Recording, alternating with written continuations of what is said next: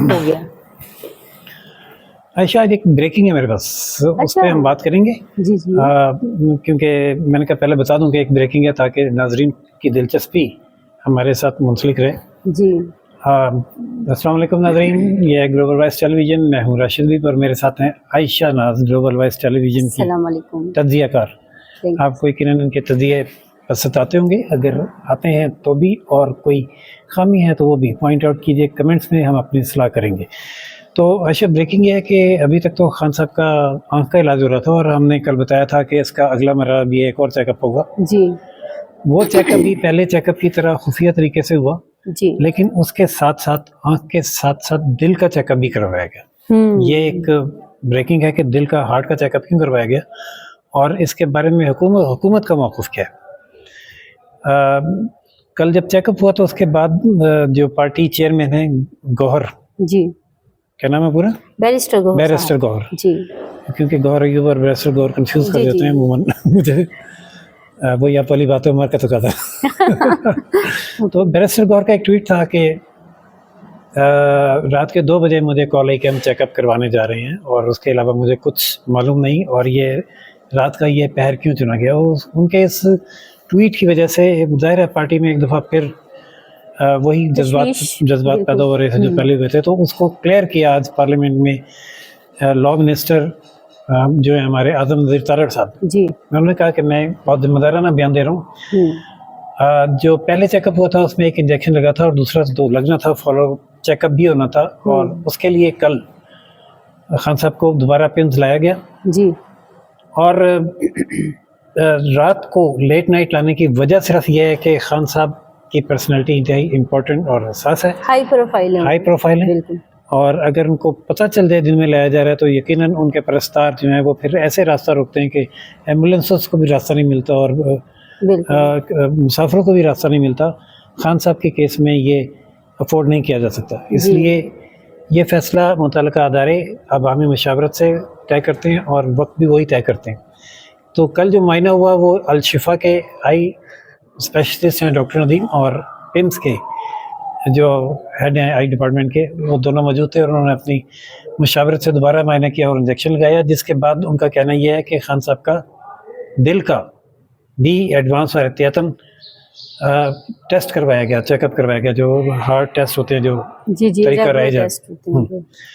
تو انہوں نے کہا ہے کہ میں پمس کی تحریری جو ان کے پاس تحریر ہے ڈاکٹرز کی، ایک پریس ریلیز جاری کی تھی پمس کی طرف سے، اس کے حوالے سے اس کی بنیاد پر بسوخ طریقے سے یہ کہہ رہا ہوں کہ خان صاحب کی نہ صرف آنکھیں بہتر ہیں وہ، بلکہ ہر لحاظ سے ان کا دل بھی بہتر ہے، اور وہ انتہائی فٹ قسم کے شخصیت ہیں جو اس وقت ہماری. دیکھیں سر، یہ تو میں بھی آپ سے کہوں گی، خان صاحب جو ہیں وہ ایک سپورٹس مین ہیں، اور سپورٹس مین اپنی صحت کے ساتھ ساتھ اپنی خوراک کا بھی بہت خیال رکھتے ہیں. اور جس طرح ایک بالکل بڑی سی فہرست پیش کی گئی تھی سپریم کورٹ میں ان کی خوراک کے حوالے سے، تو وہ تو ایک بہت ہی انرجیٹک ڈائٹ لے رہی ہیں ماشاء اللہ، اور 74 کی ایج میں بھی وہ فٹ ہیں. وہاں پہ مشینیں بھی ہیں ان کے پاس، وہ ایکسرسائز بھی کرتے ہیں. اچھا، میں یہ سوچ رہا ہوں کہ کیا جو ہارٹ کا انہیں اسپیشل چیک اپ کروانا پڑا ساتھ، اس کی کیوں ضرورت پیش آئی؟ کیا اور جو اسٹیٹمنٹ ہے گورنمنٹ کا اس پہ ان کے پارٹی کے جو اراکین ہیں اور جو ان کے فالوورز ہیں، جو ان کے چاہنے والے ہیں، وہ اس اسٹیٹمنٹ پہ، گورنمنٹ کی اس اسٹیٹمنٹ سے مطمئن ہو جائیں گے؟ کیا ایسا تو نہیں ہے کہ کوئی انہوں نے، خان صاحب نے شکایت کی ہو کہ انہیں کوئی ہارٹ کا بھی کوئی فیل ہو رہا ہے تو ان کا چیک اپ کروایا گیا ہو؟ اچھا، جس طرح خان صاحب کی صحت کو لے کے پی ٹی آئی کی طرف سے باتیں کی جا رہی ہیں، اور ابھی بھی دیکھیں آج پھر آپ کو بتاتے چلیں کہ کچھ اراکین نے سپریم کورٹ کے باہر دھرنا دیا ہوا ہے خان صاحب کی صحت کے حوالے سے، اور ان کا مطالبہ بھی یہی ہے کہ ان کے ذاتی معالج کو اس ڈاکٹرز کی ٹیم میں ایڈ کیا جائے. تو سر، پی ٹی آئی کسی بھی صورت میں ماننے کو تیار نہیں ہوگی گورنمنٹ کی کسی بھی رپورٹ کو. اور جہاں تک خان صاحب کے ہارٹ کا معاملہ ہے تو بہت عرصے سے یہ پی ٹی آئی کی طرف سے ہی کہا جا رہا تھا کہ ریگولر ٹیسٹ ہونے چاہیے جس سے پتہ چلتا رہے صحت کیسی ہے کیسی نہیں ہے. تو جس طرح ایک ہائپ کریٹ کی گئی تھی، جس طرح پروٹیسٹ کیا گیا، آپ نے دیکھا کہ پارلیمنٹ میں بھی کے پی ہاؤس میں بھی اور ساتھ میں جو لاجز میں ان لوگوں کو بند کیا گیا. ان کا مطالبہ کیا تھا؟ بیسیکلی ان کا مطالبہ ہی یہی تھا کہ وہ خان کی صحت کو لے کے کافی زیادہ پریشان ہیں, ان کے ٹیسٹ کروائے جائیں, ان کی آئی کا مکمل چیک اپ کروایا جائے. تو حکومت نے اپنی ان کی تسلی کے لیے کہ چلیں اب لائے ہوئے تو ہیں, کیونکہ ایک ہائی پروفائل شخص کو آپ پیمس لانا اور ان کا چیک اپ کرنا, تو انہوں نے کہا لگے ہاتھوں چلیں ہم ہارٹ کا بھی کر لیتے ہیں. اور جو ان کی باجیوں کی طرف سے کہا جا رہا ہے خان صاحب کی, لیکن عائشہ ان کا جو مطالبہ پورا نہیں ہوا. ان کا بیسک مطالبہ یہ ہے کہ خان صاحب کا چیک اپ ان کے اپنے نالج اور کسی فیملی ممبر کی نگرانی میں ہونا چاہیے. وہ مطالبہ ان کا پورا نہیں ہو رہا ہے بہرحال. اور اس میں ایک نیا ٹیسٹ ہارٹ کا بھی آ گیا. دیکھتے ہیں اب پی ٹی آئی اس پر کیا لائے عمل اختیار کرتی ہے. بالکل. اور آپ صبح مجھے بتا رہی تھیں آپ کے پاس اور بھی ایک دو خبریں ہیں. جی خبریں تو بہت ہیں. آپ کو پتہ ہے کہ اس وقت تو جو زیادہ ہے وہ بتا دیں, ٹائم شارٹ. ٹائم شارٹ ہے نہیں, ابھی ٹائم تو بہت ہے. ہمارے ناظرین ہمیں سننا پسند کریں گے. ایکچولی بھارت کے حوالے سے آپ دیکھیں ٹرمپ کے جو بیانات آتے ہیں ان میں پہلے 6 طیارے گرائے گئے تھے, اس کے بعد پھر 7 ہو گئے, پھر 8 ہو گئے, اب 11 ہو گئے ہیں. اور اسی حوالے سے ایک خبر تھی کہ بھارت میں ایک اور طیارہ جو ہے وہ گر کے تباہ ہو گیا, جس کی وجہ سے وہاں کی جو ایئر فورس ہے انہوں نے یہ ڈیسیجن لیا ہے کہ ان کے جتنے بھی طیارے ہیں ان کو انڈر گراؤنڈ کر دیا جائے. اور انڈر گراؤنڈ کرنے کے بعد اس کا تمام جو ایک, مجھے تو خیر اتنی ٹرمز ڈیفینس کی نہیں آتی ہے, ٹیکنیکل جتنے بھی پرابلمس ایشوز ہیں یا پھر جو پائلٹ ہیں ان کی طرف سے کوئی ایشوز ہیں, ان تمام چیزوں کو جو ہے دوبارہ سے دیکھا جائے اور ٹیکنیکل ایشوز یا فالٹ کو دور کیا جائے. تو یہ ایک بڑی, ایسا لگتا ہے کہ ٹرمپ جو ہے علم نجوم بھی جانتا ہے. وہ گرنے والا طیارہ ایڈوانس وہ پہلے بتا دیتے ہیں. اور وہ ڈال بھی پاکستان کے کھاتے میں دیتے ہیں. یہ کبھی کبھی ایسا لگتا ہے کہ انڈیا کو اکسا رہے ہیں, ایسے ہوتا ہے نا بے عزت کر کے کہ تو بالکل بزدل تو لڑ. دیکھیں نا, انڈیا جو بھارت جو اتنی بڑی بڑی باتیں کرتا ہے نا, تو اس کو منہ کی کھانی پڑتی ہے. جب اتنی بڑی بڑی باتیں کریں گے, آپ دوسروں کو انسان ہی سمجھیں گے اور اپنے آپ کو ہی سب کچھ سمجھیں گے, تو اللہ تعالیٰ بھی آپ کو دکھا دیتا ہے. اور دوسری بات یہ ہے کہ اس وقت جو وسطی ایشیا کے حالات ہیں نا سر, وہ بڑے نازک ہیں.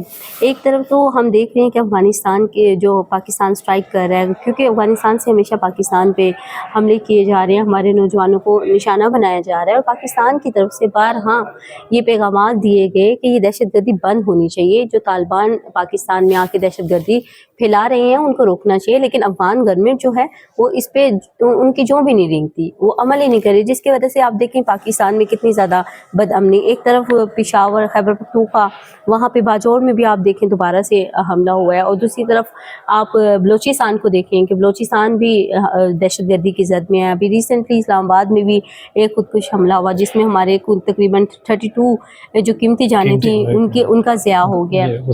جو زخمی ہوئے تھے وہ الگ سے ہیں. تو ابھی یہ خطے کی سچویشن ہے تو صحیح, لیکن ساتھ میں ٹرمپ کو دیکھیں آپ, جو امریکی صدر ڈونلڈ ٹرمپ ہے آئے دن ایران کو دھمکیاں دے رہا ہے, اور ایران کی طرف سے بھی برابر جو ان کی دھمکیاں ہیں ان کا جواب دیا جا رہا ہے. اب خبر یہ ہے کہ امریکہ نے پورے اپنے بیڑے جو ہیں وہ اپنے اڈوں پہ بھجوا دیے ہیں اور وارن کر دیا کہ اگر ایران ڈیل نہیں کرے گا تو ہم اس پہ حملہ کر دیں گے. بیڑے نہیں ہیں, بیک اپ بھی بھجوایا. بالکل ایسا ہے, لیکن بیک اپ بھجوایا, اور افغانستان کو تو ہم سنبھال ہی لیں گے. لیکن اب تشویش کی بات یہ ہے کہ اگر امریکہ بھی ایران پر حملہ کرتا ہے تو پاکستان کہاں کھڑا ہوگا؟ پاکستان تو ویسے ہی آپ دیکھیں نا خطرے کا شکار ہوا ہوا ہے نا. تو خاص طور پہ جب اگر ہم اپنی فارن پالیسی دیکھیں تو آہستہ آہستہ جس طرح امریکہ اس خطے پہ اپنا اثر رسوخ قائم کرنا چاہ رہا ہے, مسلط کرنا چاہ رہا ہے, تو اس میں پاکستان جو ہے وہ تجزیہ کار یہ کہتے ہیں کہ شاید نشانہ تو پاکستانی ہے, ایران کو تو ویسے ہی کیا جا رہا ہے. لیکن یہ کہ اس بات سے آئی ڈونٹ نو آپ متفق ہیں یا نہیں ہیں, لیکن کچھ تجزیہ کار یہ کہتے ہیں کہ پاکستان کو یا پاکستان پہ قبضہ کرنے کے لیے, پاکستان کے سورسز پہ قبضہ کرنے کے لیے امریکہ کی طرف سے ساری ہلچل جو ہے وہ جو رسپانس پاکستان نے امریکہ کو دیا ہوا ہے, ان کے بورڈ تک میں شامل ہوئے ہیں, اور ان کی کال مطلب دوستی کا ایک لیول شو کر رہی ہے یا سمجھ رہی ہے گورنمنٹ کے بہت آگے چلا گیا. تو اب اگر جیسے آپ کہہ رہے ہیں کہ مقصد پاکستان پر اٹیک کرنا ہے, اچھا سر, تو میرا سوال پورا ہونے دیں. تو اگر امریکہ پاکستان کو نشانہ بناتا ہے تو پھر کیا چائنا امریکہ کے خلاف بھی پاکستان کی ویسی مدد کرے گا جیسے انڈیا کے خلاف کی؟ پہلی بات تو یہ ہے کہ ابھی امریکہ پاکستان کو نشانہ نہیں بنائے گا. ٹھیک ہے. ابھی وہ جسٹ ابھی تو آپ کہہ رہی تھی اس کا نشانہ وہ پاکستان ہے. انالیسس جو انالسٹ ہیں وہ Analyst کہہ کہہ رہے رہے تھے. ہیں اچھا، جی، اوکے، میں اوکے. خود نہیں کہہ رہی. جو میرا تجزیہ ہے وہ یہ کہتا ہے کہ فی الحال جس طرح ایک ہنی مون پیریڈ چل رہا ہے نا پاکستان کے وزیر اعظم اور ہمارے آرمی چیف اور امریکہ کے ٹرمپ کے ساتھ، تو وہ ہنی مون پیریڈ اس کا ہمیں کیا خمیازہ بھگتنا پڑے گا یہ تو وقت ہی بتائے گا. لیکن اس وقت جو حالات ہیں، ابھی آپ نے دیکھا ہوگا ریسنٹلی وزیر اعظم کی تعریف کی جا رہی ہے بار بار ڈونلڈ ٹرمپ کی جانب سے، ساتھ میں ہمارے آرمی چیف کی بھی تعریف کی جا رہی ہے. لیکن اس کے پیچھے امریکہ کے کچھ نہ کچھ مقاصد ضرور ہیں، کیونکہ امریکہ جو ہے کبھی بھی کسی سے ہاتھ بھی نہیں ملاتا جس سے ان کے ساتھ مفادات اب نہ یہ ہوں. بات ظاہر ہے آپ کے تجزیہ کاروں کو اور آپ کو بھی سمجھ آ رہی ہے. تو جو پلانر ہمارے پاکستان میں بیٹھے ہوئے ہیں، اس ملک کے سلامتی کے ذمہ دار ہیں، ان کو بھی یقیناً سمجھ آ رہی ہوگی اور وہ اس کا حل کوئی نہ کوئی سوچ رہے ہوں گے.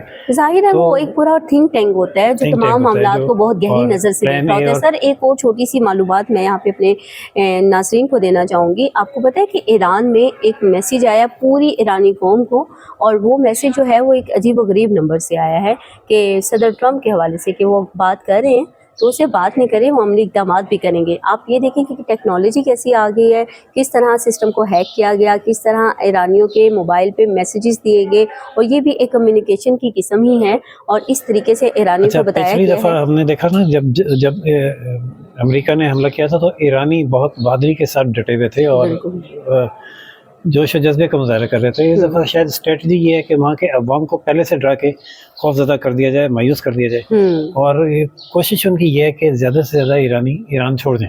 بالکل، یا پھر ایران جو ہے امریکہ کا ساتھ دیں اور اپنی گورنمنٹ کو گرانے میں مدد کریں. ایسے ہی ہے. ویسے یہ تو ہے کہ اس دفعہ کہا جا رہا ہے کہ اگر ایران زیادہ مزاحمت کا مظاہرہ کرتا ہے اور امریکہ کو شکست دوبارہ نظر آتی ہے تو وہ پھر وہی جو جاپان میں اس نے کیا تھا ایسا کوئی اقدام نہ کر گزرے.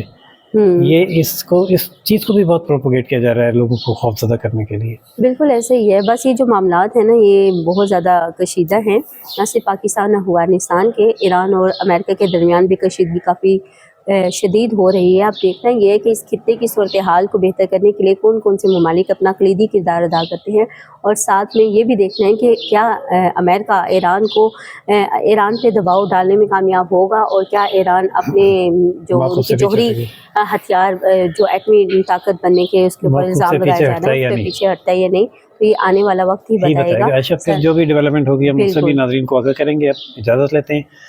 اجازت دیجیے ناظرین، اب تک کے لیے اتنا ہی. دیکھتے رہیے گلوبل وائس ٹیلی ویژن. چینل لائک، سبسکرائب اور شیئر کرنا نہ بھولیے گا. اللہ حافظ. اللہ حافظ.